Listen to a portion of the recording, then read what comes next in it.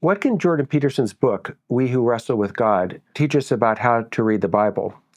Well, Peterson's approach in this book is to think about the biblical stories as archetypes. That is to say, to think about them not so much in their historical sense, but think about them more as illustrative of universal human experiences. So think about the story of Cain and Abel. The story of Cain and Abel is a story about human rivalry. And all of us in our own lives have had experiences of human rivalry. What is the story of Adam and Eve about? Well, it is about, in part, the unwillingness of Adam and Eve to accept their humanity. And isn't this true of us today? That some of us today are unwilling to accept our being human, accept our created finitude, and we seek after being God. We seek after transcending our human finitude.